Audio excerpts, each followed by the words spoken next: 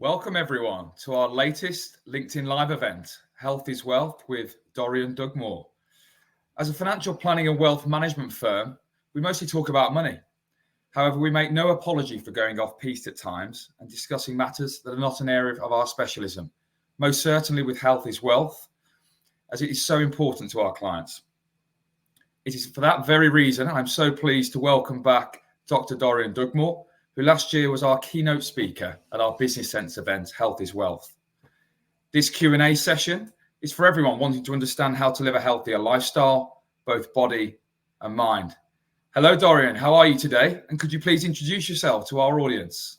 Hi, Declan. Yeah, very well. Thank you very much. Yeah, my name's Dr. Dorian Dugmore. I'm the chief executive of my own company, Wellness Academy, and a consultant to groups like the Football League Managers Association and the Nucleus for Sport Cardiology in Europe. Well, quite a lot, Dorian. Very much looking forward to today's session. So let's get straight into it. My first question is, what are the four main pillars of health? Well, I think the physical health is very, very important. That's looking out for things like, your weight, your fitness, your body composition. That's very, very important. Emotional health, which is dealing with things, like stress in your life, building resilience, and looking at your sort of brain health. And brain health is a hot topic at the moment with things like dementia receiving a lot of attention. Your own spiritual health, that doesn't mean religion. That means what you really do outside of family and work, what you do for yourself, really. And then the whole area of risk. And risk is an important pillar because you need to assess risk as you go through the age range continuum to make sure that you reduce it as much as possible to avoid diseases like heart disease, cancer, diabetes, those very, very, well-known diseases. Okay, thank you. Next question. What are the most important numbers that we all need to be aware of then? Well, actually, today I brought my own heart with me. Here it is. There's a model of the heart. I thought that would be very visual for people during the webinar. Your coronary arteries, these are your coronary arteries. They're 1/4 of an inch in diameter. And in fact, they're your lifeline. And if they get blocked with things like cholesterol, you've got major problems. And of course, if they get blocked, that could cause a heart attack. If it happens in your brain, it's a stroke. If it happens to your kidneys, it's renal failure, and a whole series like that. So key numbers you should know. There are 5 subfractions of your cholesterol. So you should know your good and bad cholesterol. And cholesterol is an interesting topic because there's good stuff and there's bad stuff in your cholesterol. And if you've got a lot of what they call HDL cholesterol, it's like a garbage collector and brings unwanted cholesterol back to your liver to be remetabolized and taken out of your body. So you need to know those numbers. You need to know your blood pressure. And that's a key one. Imagine a garden hose and pinching the end of it to make the water flow faster and further. Well, if that happens inside your circulation, it can cause major problems. You need to know your blood sugars. Obviously, that relates to diabetic risk. And all those key numbers are very, very important. You also need to know things like, your oxygen saturation, how much oxygen is linked to your red blood cells, because that oxygen is the sort of the petrol, the gas of life, really. And put them all together, and they accumulate to a thing called Q risk, which is the risk of your problems for heart disease and many cancers over the next 10 years or so. Brilliant. Thanks for running through those, Dorian. You're so experienced in this area of topic of conversation today. What are, I guess, your 3 top health tips, if you could summarize just 3 for us today? I think exercising regularly is key. If you, and it has to, it's moderate exercise. It doesn't have to be really intensive exercise, but we know from all the studies that if you do that regularly throughout the age span, then your ability to live into your 80s in good health and good fitness is very, very important. So that is a key one. It protects against heart disease and the things we talked about earlier. Second point I'd say is eat a plant-based diet. If you said to me, summarize, a typical diet that's the healthiest, it's a Mediterranean diet. Plant-based diets are high in antioxidants. They protect your immune function. They keep your circulation and the risks we've talked about already nice and healthy. So that's very, very important. And the third one I would say is probably eat lots of fish. Okay. Fish is heavy in omega-3, omega-6, omega-9 fatty acids. Very protective and very powerful. The other thing I would say is actually consider taking some really good quality supplements. Okay. If you look at the soils in our country now, very often they'll be full of pesticides that can damage the food that we eat, whereas good supplements, very often liquid-based supplements, they transfer through the cell wall far more easily, and they can, if you like, add to the nutrition that we need to keep healthy and well. Okay, brilliant. Any particular supplements, Dorian, that you would give people a steer towards, or is that really person dependent? Well, I'm linked with a company called Duolife, and they're a Polish company that are about to be launched in this country, and they make plant-based supplements. And two of their very, very good ones are Duolife Day and Duolife Night, and all the key nutrients, your B vitamins, your minerals, all the key things are in those supplements. So I would highly recommend those. They are very, very thorough and well prepared and powerful supplements that can support the food that you eat. Perfect. Thanks for that. I guess on that topic, you spoke about fish and the importance of that in a diet. What are the 3 foods that we all should be eating every day, and what are the reasons for that? Well, plant-based foods, so lots of green vegetables and dark red vegetables are there. Also, key in terms of antioxidants. Antioxidants destroy a thing in your body called free radicals. Free radicals are like 2 oxygen molecules that form a bond, and when that bond is broken, that forms a free radical. They're implicated in things like cancer, heart disease, and diabetes. And so eating lots of green leafy vegetables, and dark red colored vegetables like beetroot, they're very, very healthy indeed. So I would recommend those highly. I would also add some spices to your foods. There are some great spices, turmeric, cinnamon, curcumin. I mean, they're great spices that actually accelerate the production of those antioxidants. And so they're really well worth eating. And we've already mentioned fish. Fish is really important, high in omega-3, omega-6, omega-9 fatty acids, very cardioprotective. So I'd recommend those. And then, of course, anything that's a berry. Berries are superfoods, particularly things like blueberries. So add all those together, and what have you got? You've got the Mediterranean diet. Brilliant. Thanks for that. We can all go to the gym and improve our fitness, Dorian. How do we keep our brain fit? Well, the brain as we age, I'm linked with a project looking at dementia in the world of football.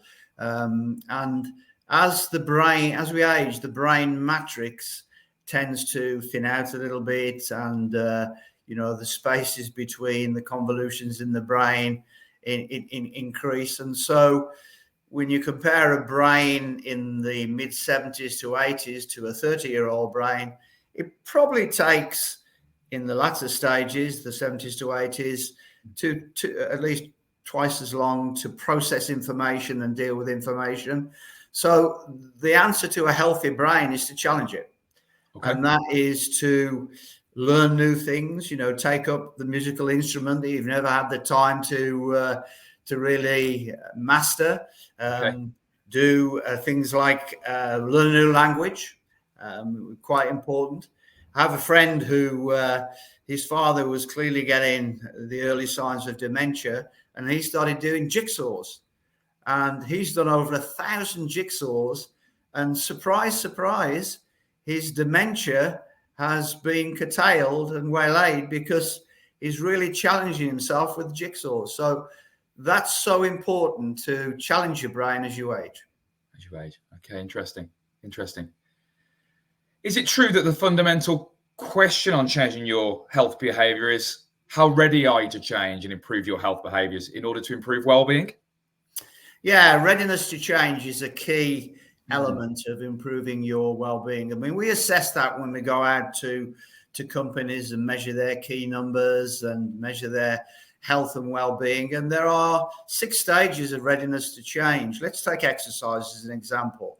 Yeah. And trying to assess people's readiness to take on board regular exercise. The first stage is called a pre-contemplator. And I think it was Winston Churchill that said when he felt the need for exercise coming on, he used to lie down till it went away. That's a pre-contemplator, not thinking about it, no intention of doing it. Contemplator, that's a person who's thinking about exercise but not yet doing it. Somebody who's in preparation, that's the classic. They've joined the gym on January the 1st. They've bought the best pair of trainers. They've moved their bike into the bedroom. They're still hanging the clothes on it. But they're going to make that change. It's got to be imminent. And that's called preparation. And then the other 3 stages, action, maintenance, and termination. They've been exercising for 3 months, 6 months, or up to 5 years, and it's a lifestyle change. The powerful thing about assessing readiness to change is if people are in the pre-contemplative or contemplative mode, it's not motivation they need. It's actually education. They need to be convinced of the value to make those changes. And when you get them into preparation, when they've got the tracksuit and they're ready to go, that's when you motivate them. And of course, then you motivate them in the following stages. It's famous research by 2 addiction therapists, people that were experts in addictions, called DiClemente and Prochaska. And it's very, very powerful to use to assess people's behavior. Interesting. Thank you for that. Now, I know you have a fascinating true story about a CEO of one of the world's largest and leading banks in Sydney, Australia, when you were there speaking on tour. Could you kindly share that with us today? Sure. Until COVID came along, for the previous sort of 5-6 years, I did a speaking tour called the Corporate Athlete of major business groups and sporting groups in Australia. And I was on my way to speak to a major bank, one of the biggest in the world, actually.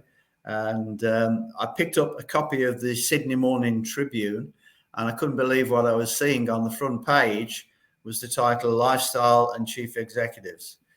And I read a story about a chief executive of a bank. Okay. And I thought, this is amazing. I can't believe I'm finding this. I'm on my way to speak in a bank. And the story went along the lines of the CEO would leave early in the morning, not say goodbye to the kids, come home late at night. The kids were already ready for bed, walked through the front door, had a pressurized day. His little daughter ran up to him and said, Daddy, can you help with my homework? He said, ask your mother. I haven't got time to do that. Daddy needs a drink. I've had a stressful day. His other little daughter, 5-year-old, said, oh, Daddy, please, can we sit down? No, I haven't got time for that. Can't give you a hug.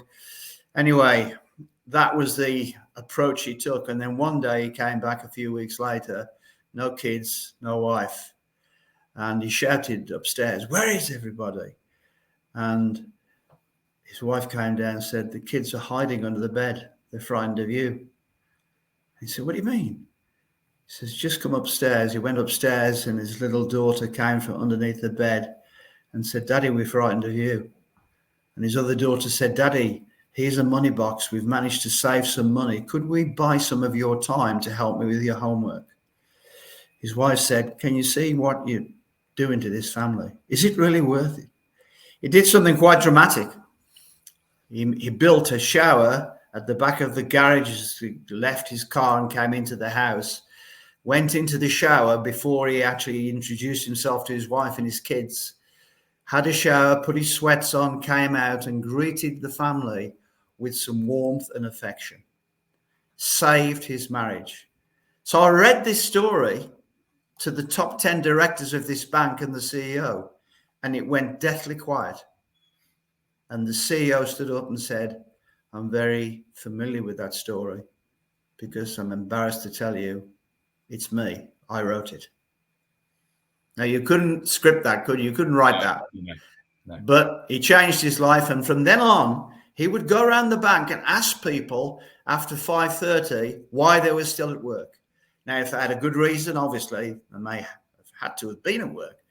But the message he passed across was, listen, there's a life outside of the corporate life. And I think that's a powerful, powerful message. Very powerful. Thank you for sharing that, Dorian. No, it's a pleasure. Now, Dorian, I'm aware that there are a lot of new research on two key elements that reflect health is wealth, notably happiness and sleep. Can you comment on these and explain why they're so crucial, please? Yeah, the happiness factor is critically important, because if people are in a happy place and they are, they've got a good social structure around their lives, then the chemistry of the body produces a thing called endorphins. And I'm sure you're familiar with the word endorphins. They're the feel-good chemicals, oxytocin, the love chemical, serotonin, the brain connector, DHEA, the anti-aging connector. So all of those elements are very, very important. And when we look at that whole area of happiness, then if people are in a happy place, they produce lots of endorphins. If they're stressed, it's the opposite chemistry. It's adrenaline, a thing that ramps up your blood pressure, cortisol, a thing that damages your immune function, a thing called interleukin-6 that can irritate the inside of your arteries. So that's the sort of stress chemistry. When you look at the latest research on happiness, there's an inverted curve. Okay. And when people are in their childhood, the curve is on the up. Okay. When they go into young adulthood, adolescence, the world's their oyster, but so there are many challenges. And so the curve tends to dip a little bit. When they get into those middle years, there's a thing called mortgages and family responsibilities, and in some cases, things like divorce, very stressful. Yes. And of course, there's a serious dip very often. And then in the last sort of third, up goes the curve again. And that's when people very often have said, well, it is what it is. I've accepted my lot and my happiness curve is on the way up. That's the happiness curve. And there's an awful amount of research saying that you can change that just by trying to optimize your health and well-being. Okay. And how does sleep element? You asked me about sleep, I think. Sleep. Yeah. Sleep is the new exercise. Okay. It's critical. And people typically in the corporate world tend to sacrifice their sleep. Big mistake. I think it was Maggie Thatcher that, prided herself on 4 hours sleep a night. But, she had Alzheimer's, premature dementia. It can really damage the brain. And there are 3 elements of sleep. The first one is light sleep, when your body starts to slow down, your respiration slows, your blood pressure reduces, your heart rate slows, your body temperature cools, and you begin to relax. Then there's an element of your sleep called REM sleep, rapid eye movement, dream sleep. And that's when your cells start to repair. And then there's a really important phase called delta sleep. And that's when you get cell regeneration, cell repair, and it's absolutely critical. That whole cycle takes about 90 minutes. Okay. So how much sleep do you need? You need 7 to 8 hours worth of sleep. Don't compromise on sleep, because you will pay the price very often later in life. And so sleep is critically important. And we've not respected that for many, many years. Yeah. But if you go into any bookstore now, you'll see lots of books on sleep and on happiness. Is it right in saying that some people need more sleep than others, Dorian? Yes. I mean, some people, will need more sleep than others. I mean, for example, athletic populations that have really pushed themselves very, very hard, they need time for their bodies to recover and time for their bodies to rest. People in very stressful situations that have mental fatigue will need to have that quality sleep. And one of the best, I work with a top neuroscientist called Michael Gray, and he comes up with this idea of a brain dump. He said, before you go to bed, rather than take your worries to bed, write all your worries and your challenges and your conflicts down on a piece of paper and put it away from the bed. Dump it. And I think that's a very, very good tip to use. Park those issues and deal with them in the morning. Absolutely, yeah. The other thing to do during the day is there's a very famous book called The Corporate Athlete by Jim Lear. And he says that every 90 minutes, you should take a mind break and just increase deep breathing and deeper expiration for 2 minutes. And that switches on a nerve in the center of your thorax, your body, your chest, called the vagus nerve. And it's called vasovagal breathing. And funny enough, that can move you away from the stress chemistry onto the endorphins. So everybody should do that every 90 minutes. How many meetings have you been to, Declan, where they've gone on and on and on and on? And, the stress of that alone can be challenging. Yeah, I'll have to try that next time, mid-meeting. Yeah, absolutely. Thanks for that, Dorian. Final question from me today. I think it'd be nice to sort of finalize with and finish off with a quote, I guess, a quote to summarize the importance of our discussions today. I think we spoke offline before today. Norman Clements, you mentioned. Could you give a bit of detail on that? Norman Clements was one of my former heart patients with Action Heart in the West Midlands, and he was told at 58 he'd had 2 heart attacks. He was told to move his bed downstairs and they'd never probably be able to work again, and certainly could never exercise. Norman Clements came to our Centre for Rehabilitation, and in the 80s and late 80s, he got so fit, having had 2 heart attacks, that he ran 4 consecutive London marathons under 5 hours. Wow. So it's never too late. But when you're asking me about quotes, there's a couple of really interesting ones I'll leave you with.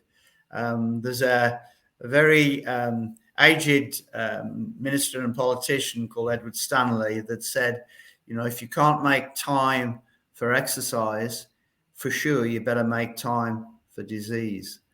But the most powerful one recently is Steve Jobs, the CEO of Apple. And he said, I read a book by Steve Bartlett on how to become CEO. And he quotes Steve Jobs and said, as the founder of Apple, then you can find and lose financial success. But the one thing that you can't find and lose is your life. And he was saying that, obviously, just before his demise, and reflecting back on the fact that pushing yourself to your total limit sometimes needs a balance. And you need to treasure every moment of life, because we're not here forever, are we? No, we're not. We're not. That's really powerful. Thank you, Dorian. That's my pleasure. It's my pleasure. And it's been a privilege to chat to you all today. And I wish you all great health and well-being for the future. Thank you, Dorian. That concludes our session today. Thanks for all the crucial and valuable information you've shared with us today.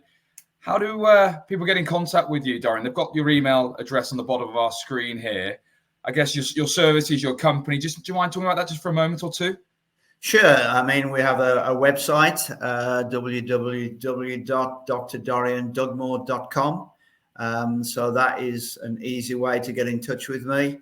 My email, as you've mentioned, they can drop me drop me an email, or they can link through yourself, Declan and Nick Platt at Henwood Court. Perfect. That's brilliant.